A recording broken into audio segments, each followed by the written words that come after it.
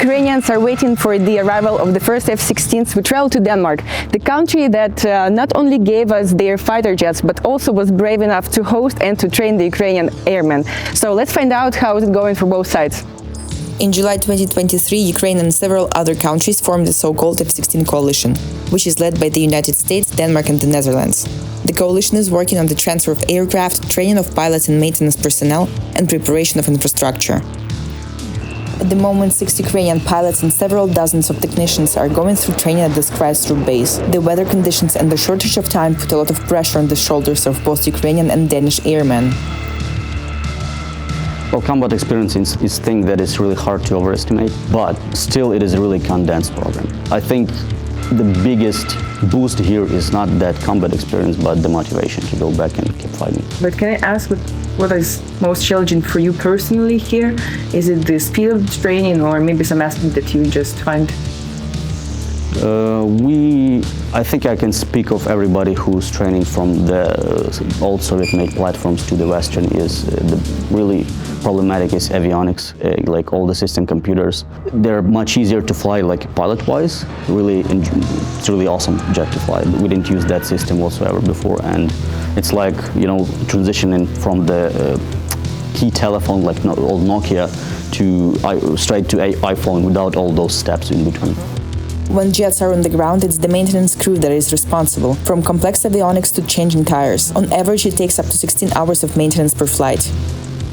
Моя робота тут заключається в тому, щоб навчитися організовувати льотну зміну, контроль за напрацюванням і направлення літаків на ремонт. Особисто для мене складність заключається в тому, що немає досвіду експлуатації. На Міг-29 є досвід експлуатації і пошук несправності займає не так багато часу, як на даному літаку. Але згодом, я думаю, що ми набудемо досвіду і це буде даватися набагато легше.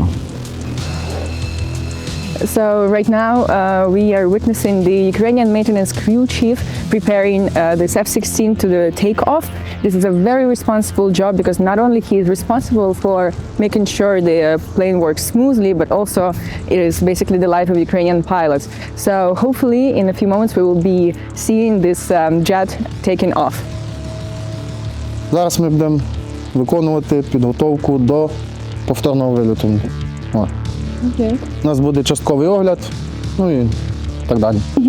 Тобто це виходить так, що ти це робиш самостійно, чи тобі хтось вже показує, як це робити ось? В даний момент? Так. Ні, в даний момент я це вже роблю самостійно. На початку так.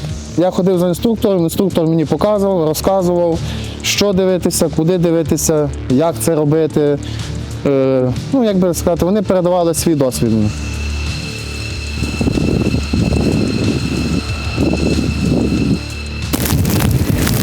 So as the theoretical part of the studying program is almost over, now it's all about practice, and in a few seconds we'll be able to witness the Ukrainian pilot piloting his F-16 just from that side, and we are super excited and also very hopeful to see the guys and the plane soon to be in Ukraine.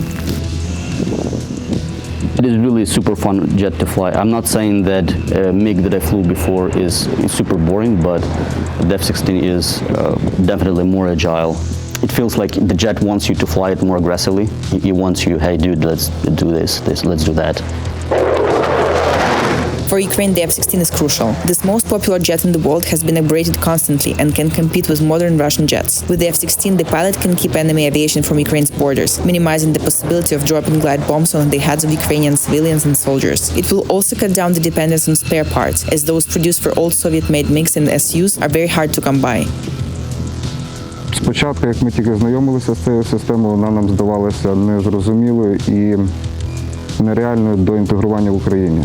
Але зараз я розумію, що це дуже спрощує роботу, економить час, і це дійсно варто того, щоб ми просувалися вперед. Якщо ми хочемо розвиватися як країна, як структура в повітряних силах, ми повинні черпати цей досвід в різних країнах, які вже давно переступили цей етап. Although the F-16s are not the panacea, they will make Ukraine stronger, and Ukraine is grateful to the coalition for coming together to support the Eastern Front. I think we learned a lot on the cultural side. There is, even if we were both European countries, there's a big difference between our cultures, and I think both sides learned a lot from that and made good friendships.